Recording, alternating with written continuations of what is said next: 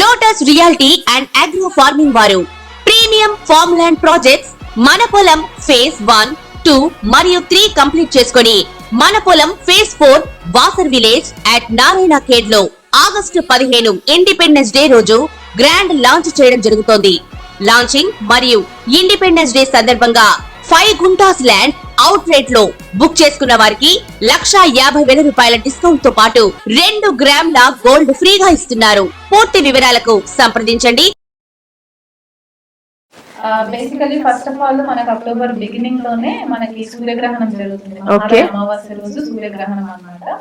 ఇది కొద్దిగా rare event అని చెప్పుకోవచ్చు. అంటే ఫ్రీక్వెంట్ గా జరిగే కాస్మిక్ ఈవెంట్ కాదు. ఓకే. సో సర్వపిత్రి మహాలయ అమావాస్య రోజు సూర్యగ్రహణం జరగడం అనేది చాలా పాజిటివ్ ఆస్పెక్ట్ ఇక్కడ కన్సిడర్ చేసుకోవచ్చు. అంటే మన పితృదేవతలకి తర్పణాలు చేయడానికి మనకి చాలా ఆస్పిషియస్ లాగా చెప్పుకోవచ్చు అనమాట. ప్రసిద్ధి ఉన్న వాళ్ళు దాన్ని ఇంకా కొద్దిగా ఎన్హాన్స్ చేసుకోవడానికి యూజ్ అయ్యే ఆస్పిషియస్ మనం చెప్పుకోవచ్చు, ఎస్పెషల్లీ ఆ ఆస్పెక్ట్ లో మనకి. అదర్వైజ్ మనకి రవి మనకి 16th కి తులా రాశిలోకి ఎంటర్ అవుతారు. అంటే అక్కడ మనకి రవి నీచబడతారు అనమాట. సో ఆల్మోస్ట్ డెబిలిటేషన్ లోకి వచ్చేస్తారు. కాబట్టి కొద్దిగా మోస్తరుగా మనకి గవర్నమెంట్ రిలేటెడ్ ఇష్యూస్ అట్లాంటి వాటికి కొంచెం మనకి డిస్టర్బెన్సెస్ కనిపించే లీడర్స్ కి కనిపించేసి కొద్దిగా డిస్టర్బెన్సెస్ వచ్చే ఛాన్సెస్ ఉంటాయి. కుజుడు మాత్రం మనకి 20th అక్టోబర్ అంటే 20వ అక్టోబర్ రోజున మనకి కుజుడు నీచబడతారు, కర్కాటక రాశిలోకి ఎంటర్ అవుతారు.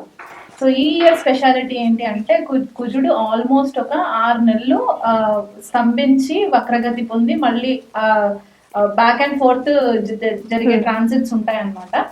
కర్కాటక రాశి నుంచి మిథునంలోకి, మళ్ళీ మిథునం నుంచి కర్కాటక రాశిలోకి, ఇలా కొద్దిగా ఫ్లక్చుయేషన్స్ మనకి ఉంటుంది. సో ఈ ఇయర్ కి మనం ఇయర్ ఎండింగ్ కి చూసుకుంటే అక్టోబరే కాకుండా చూసుకుంటే మేజర్ మనకి ఇంపాక్ట్ వచ్చేది కుజుడు స్తంభన అనమాట. అండ్ కుజుడు నీచబడడం, స్తంభించి నీచబడడం, స్టేషనరీలోకి వెళ్ళి.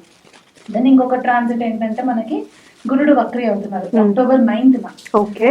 సో ఇది మేజర్ ట్రాన్సిట్స్ అన్నమాట. మనకి అక్టోబర్ 9th గురువు వక్రి అయినప్పుడు ఆయన దాదాపుగా మనకి ఫిబ్రవరి వరకు కూడా వక్రి గతిలోనే ఉంటారు. సో మిడ్ ఫిబ్రవరి ఆ టైంకి స్టేషనరీ అయి డైరెక్షన్ స్ట్రెంత్ మళ్ళీ వచ్చేస్తుంది. శని మాత్రం మనకి నవంబర్ లో డైరెక్ట్ అవుతారు. సో అక్టోబర్ లో మెయిన్ ట్రాన్సిట్స్ ఏమున్నాయంటే ఇది ఆల్రెడీ రాహుకేతు మనకి మీనరాశి అండ్ కన్యా రాశిలో ట్రాన్సిట్స్ జరుగుతున్నారు. అండ్ ఆల్రెడీ శని మనకి వక్రి అయ్యి మనకి కుంభరాశిలో ట్రాన్సిట్ అవుతున్నారు. కాబట్టి మన మెయిన్ ఫోకస్ అంతా కూడా ఈ పర్టికులర్ అక్టోబర్ కి ఏం చూసుకోవాలంటే రవి ఒకటి, కుజుడు ఒకటి అండ్ గురు వక్రి, ఈ 3 గ్రహాలు కూడా అగ్నితత్వ గ్రహాలు. కాబట్టి కొద్దిగా మెయిన్ ప్లానెట్స్ రవి అండ్ కుజుడు 2 కూడా నీచ అవస్థలో ఉండడము ఒక బిగ్గెస్ట్ డిసడ్వాంటేజ్ అన్నమాట. ఇది మనకి గ్లోబల్ గా చాలా మట్టుకు ఇంపాక్ట్ చూపించే రిజల్ట్స్ ఉంటాయి. ఇన్ టర్మ్స్ ఆఫ్ మనకి ఏదైనా సడన్ వార్ ఎక్స్ప్లోజన్స్ అవ్వడము, లేకపోతే గవర్నమెంట్ లో రీస్ట్రక్చరింగ్స్ అవ్వడము, ప్రాపర్ స్టెబిలిటీ ఉండకపోవడము, ఇంపల్సివ్ డిసిషన్స్ తీసుకోవడము, ఇట్లాంటివి జరిగే ఛాన్సెస్ మనకి చాలా మట్టుకు కనిపిస్తాయి అన్నమాట ఈ అక్టోబర్ నెలలో. ఇది దాదాపు అన్ని రాశుల వాళ్ళకి ఎఫెక్ట్ అయ్యేది. ఈ రాశికి బాగుందా ఆ రాశికి బాగాలేదా అన్నట్టు కాకుండా మేజర్ గా అందరికి సమానంగా ఎఫెక్ట్ అయ్యే సిచ్యువేషన్స్. దాంట్లో మనకి సూర్యగ్రహణం ఎఫెక్ట్స్ కూడా ఉంటాయి కాబట్టి దాన్ని కూడా మనము కన్సిడరేషన్ లోకి తీసుకోవాలి. మేషరాశి వాళ్ళకి ఇప్పుడు మనం ఇది వరకు చెప్పుకున్న గ్రహ సంచారం బట్టి చూసుకుంటే వీళ్ళకి ఈ పర్టికులర్ మంత్ అక్టోబర్ నెలలో ఏంటంటే తీవ్రమైన తలపోటు రావడము. ఎందుకంటే కుజుడు నీచబడడం అంటే లగ్నాధిపతి చతుర్థ స్థానంలో నీచబడడం అన్నమాట. సో ఇంటి వాతావరణానికి సంబంధించి, మాతృస్థానానికి సంబంధించి గృహ శాంతి అనేది కొద్దిగా వీళ్ళకి లోపించడం వల్ల వీళ్ళకి ఫ్రీక్వెంట్ గా హెల్త్ ఇష్యూస్ రావడము, ఎస్పెషలీ తలపోటు రావడము, దానివల్ల వీళ్ళు హాస్పిటల్స్ కి వెళ్ళడము. అండ్ నీచబడిన కుజుడు తన ఆస్పెక్ట్ కూడా కొద్దిగా శని పైన ఉండడం వల్ల కూడా వక్రించిన శని పైన ఉండడము, అది బాధక స్థానంలో శని వక్రిస్తున్నారు కాబట్టి అక్కడ అష్టమ ఆస్పెక్ట్ పడుతుంది. కాబట్టి వీళ్ళకి కొద్దిపాటిగా బ్లడ్ రిలేటెడ్ ఇష్యూస్ రావడము, అంటే హిమోగ్లోబిన్ కొద్దిగా తగ్గిపోవడము, వీక్నెస్ రావడము, నరాలకి సంబంధితమైన వీక్నెస్ కూడా వీళ్ళకి రావడము. అండ్ అందులో రవి కూడా నీచబడి సప్తమ స్థానంలో లగ్నాన్ని కూడా చూస్తారు కాబట్టి పిత్త కంటెంట్ బాడీలో ఎక్కువ అయిపోవడం, అంటే పైత్యం ఎక్కువ చేయడము, దానివల్ల కొద్దిగా వామిటింగ్ సెన్సేషన్స్ ఇట్లాంటివి కొద్దిగా ఫ్రీక్వెంట్ గా రావడము, బాడీ డిహైడ్రేట్ అయిపోవడము, ఇవన్నీ జరిగే ఛాన్సెస్, మేజర్ హెల్త్ ఇంపాక్ట్ మేషరాశి వాళ్ళకి ఉంటుంది అనమాట.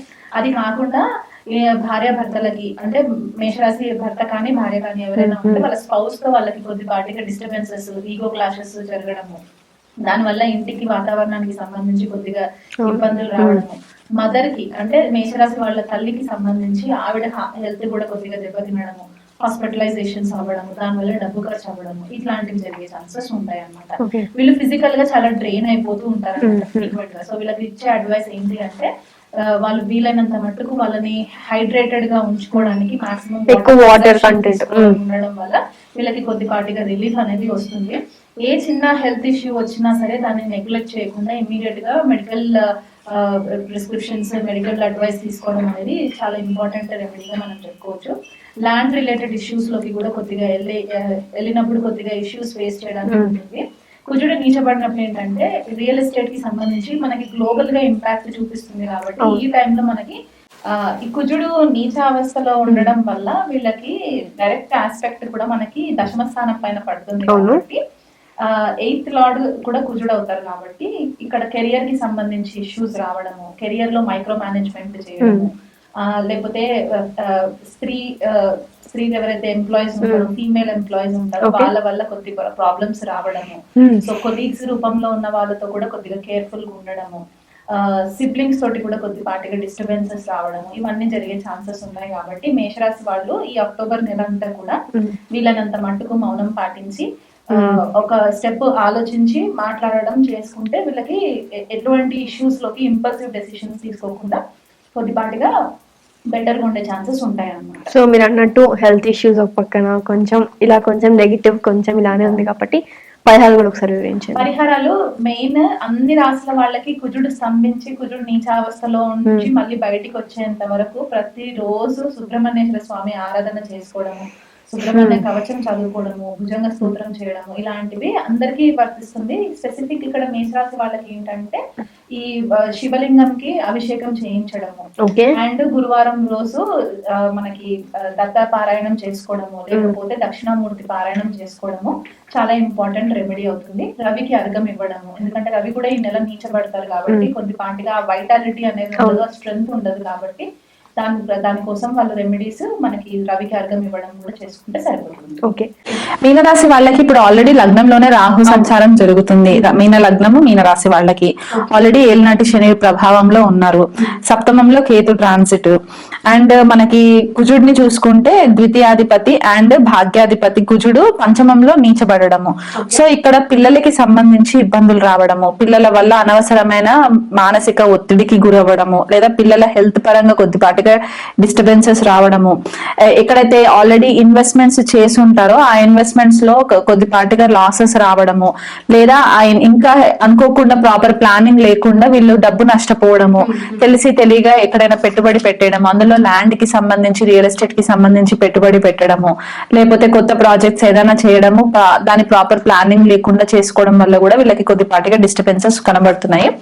అనవసరమైన మాయాలోకంలో ఉండడము, ఎందుకంటే ఇక్కడ మీనరాశి వాళ్ళకి ఆల్రెడీ రాహు సంచారం జరుగుతుంది కాబట్టి వీళ్ళు ఊహించేది ఒకటి, దాని అంచనా ఇంకొక రాగా ఉంటుందన్నమాట. సో దాని వల్ల కూడా వీళ్ళు కొద్దిపాటిగా వీళ్ళ క్యాలిక్యులేషన్స్ మిస్లీడ్ చేస్తాయి అనమాట. వీళ్ళ డెసిషన్స్ ని ప్రాపర్ డెసిషన్ మేకింగ్ స్కిల్స్ కూడా వీళ్ళకు ఉండవు ఈ పర్టికులర్ మంత్ లో. అండ్ తండ్రితోటి కూడా కొద్దిపాటిగా హెల్త్ ఇష్యూస్, తండ్రికి హెల్త్ ఇష్యూస్ రావడము, లేదా తండ్రితోటి కొద్దిగా వాగ్వివాదాలకి లోన్ అవ్వడము మనకి క్లియర్ గా కనబడుతుంది. అంటే వీళ్ళు ఒకటి చెప్తే ఫాదర్ ఇంకొకలాగా అర్థం చేసుకొని డిసగ్రిమెంట్స్ జరగడము, లేకపోతే డ్యూయల్ పార్ట్నర్షిప్ ఫాదర్ తోటి ఏదైనా చేస్తున్నారంటే అక్కడ కూడా కొద్దిపాటిగా డిసగ్రిమెంట్స్ రావడము, ఇవన్నీ మనకి క్లియర్ గా కనబడుతున్నాయి. సిబ్లింగ్స్ తోటి కూడా అంటే అక్క చెల్లెళ్ళు అన్న తమ్ములతో కూడా కొద్దిపాటిగా కమ్యూనికేషన్ లో ఇబ్బందులు రావడం కనబడుతుంది మనకి. ఎందుకంటే ఇక్కడ పంచమ ద్వితీయాధిపతి అండ్ భాగ్యాధిపతి కాబట్టి మనకి పంచమ స్థానంలో ట్రాన్సిట్ జరుగుతుంది, అదొకటి. అండ్ మనకి ఈ మెయిన్ ఎఫెక్ట్ మనకి సోలార్ ఎక్లిప్స్, సూర్యగ్రహణం యొక్క ఎక్లిప్స్ మనకి మీనరాశి వాళ్ళ పైన ఎక్కువ ఉంటుంది ఈసారి. ఎందుకంటే అదే రాశిలో మనకి సూర్యగ్రహణం జరుగుతుంది, అందులో మహాలయ అమావాస్య కూడా ఉంది కాబట్టి మీనరాశి వాళ్ళకి చాలా ఎఫెక్ట్ పడుతుంది అనమాట. సో ఓవరాల్ గా మనం ఈ ద్వాదశ రాశుల్లో చూసుకుంటే ఈ సూర్యగ్రహణం ఎఫెక్ట్ ఎవరికి ఎక్కువ ఉంటుంది అంటే మీనరాశికి, కర్కాటక రాశికి, కన్యా రాశికి, సింహ రాశికి, వృశ్చిక రాశి వాళ్ళకి కూడా కొద్దిపాటిగా ఎఫెక్ట్స్ చాలా ఎక్కువ ఉంటాయి. కుంభరాశికి కూడా ఎక్కువ ఎఫెక్ట్స్ ఉంటాయి అన్నమాట. వీళ్ళందరూ కూడా నా గ్రహణం అయిపోయిన తర్వాత గ్రహణ శాంతి పూజ చేయించుకోవడము, రవికి, చంద్రుడికి, రాహుకి, కేతుకి కలిపి వీళ్ళు పరిహారము గ్రహణం తర్వాత చేయించుకోవడము చాలా ఇంపార్టెంట్ రెమెడీ అన్నమాట. దీని ఎఫెక్ట్స్ మనకి దాదాపు 3 months to 6 months ఉంటుంది కాబట్టి వారి వారి జన్మ జాతకాన్ని బట్టి వాళ్ళకి సిచ్యువేషన్స్ ఎట్లా ఉన్నాయో చూసుకుంటూ మెల్లిగా దాన్ని ట్రాన్స్ఫర్మేషన్ గా హ్యాండిల్ చేసుకుంటూ వెళ్ళాలే తప్ప హేస్టీ డెసిషన్స్ తీసుకోవడానికి లేదు. ఓవరాల్ గా ద్వాదశ రాశుల వాళ్ళకి చెప్పేది ఏంటంటే కుజుడి యొక్క ట్రాన్సిట్ నీచావస్థలో ఉండడము, అది చాలా కాలం వరకు ఒక 6 to 8 months వరకు మనకి ట్రాన్సిట్ ఉంటుంది కాబట్టి వీలైనంత మట్టుకు ఎంత శాంతంగా ఉండి డెసిషన్స్ తీసుకుంటే అంత మేలు జరుగుతుంది. లేకపోతే చాలా మట్టుకు రిలేషన్షిప్స్ లో ఇంపల్సివ్ డెసిషన్స్, రెక్లెస్ కాన్వర్సేషన్స్ వల్ల వీళ్ళకి రిలేషన్షిప్స్ లో చాలా ప్రాబ్లమ్స్ వస్తాయి అన్నమాట.